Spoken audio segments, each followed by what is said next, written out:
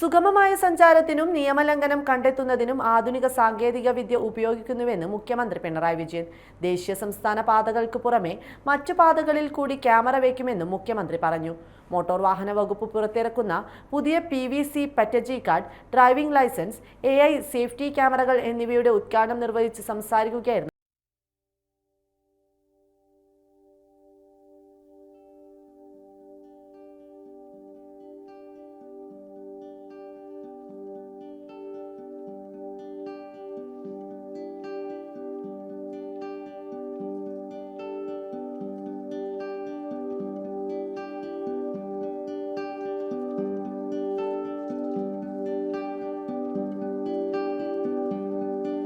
കേരളത്തിന്റെ പൊതുസമൂഹത്തിന് വലിയ തോതിൽ ഉപകാരപ്രദമാകുന്ന പദ്ധതികളാണ് NI ക്യാമറയും പുതിയ ഡിജിറ്റൽ ലൈസൻസുമെന്നും മുഖ്യമന്ത്രി പറഞ്ഞു.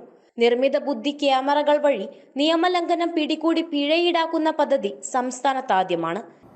കേരളത്തിന്റെ പൊതുസമൂഹത്തിന് വലിയ തോതിൽ ഉപകാരപ്രദമാകുന്നതാണ് എന്നതിൽ സംശയമില്ല. നമ്മുടെ നാട്ടിലുള്ള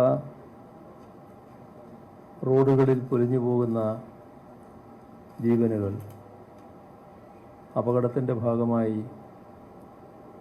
നിശ്ചേഷ്ടമായി തീരുന്ന നമ്മുടെ സഹോദരങ്ങൾ, ഇതെല്ലാം എല്ലാവരെയും വേദനിപ്പിക്കുന്ന കാര്യമാണ്. നഗര ഗ്രാമ വ്യത്യാസമില്ലാതെ സംസ്ഥാനത്ത് ഇതിനായി ക്യാമറകൾ സ്ഥാപിച്ചിട്ടുണ്ട്. അനധികൃത പാർക്കിങ്ങിനാണ് ഏറ്റവും കുറഞ്ഞ പിഴത്തുക 250 രൂപ. അമിത വേഗത, സീറ്റ് ബെൽറ്റും ഹെൽമറ്റും ധരിക്കാതെയുള്ള യാത്ര, ഡ്രൈവ് ചെയ്യുമ്പോഴുള്ള മൊബൈൽ ഫോണിന്റെ ഉപയോഗം, 2 പേരിൽ കൂടുതൽ ഇരുചക്ര വാഹനത്തിൽ യാത്ര ചെയ്യുന്നത്, റെഡ് ലൈറ്റ് മറികടക്കൽ എന്നിവയാണ് AI ക്യാമറകൾ പിടികൂടുന്ന മറ്റു കുറ്റങ്ങൾ. ട്രയൽ റൺ നടത്തിയപ്പോൾ പ്രതിദിനം 95,000 വരെ നിയമലംഘനങ്ങൾ കണ്ടെത്തിയിരുന്നു. നിയമലംഘനം ആവർത്തിച്ചാൽ കോടികൾ പിഴയിലൂടെ സർക്കാർ ഖജനാവിലെത്തും. നിയമലംഘനം ക്യാമറ പിടികൂടിയാൽ ഉടൻ വാഹന ഉടമയുടെ മൊബൈലിലേക്ക് പിഴയടക്കാനുള്ള സന്ദേശം എത്തും. ഒരാഴ്ചക്കുള്ളിൽ പോസ്റ്റിലൂടെ ചെല്ലാനും എത്തും.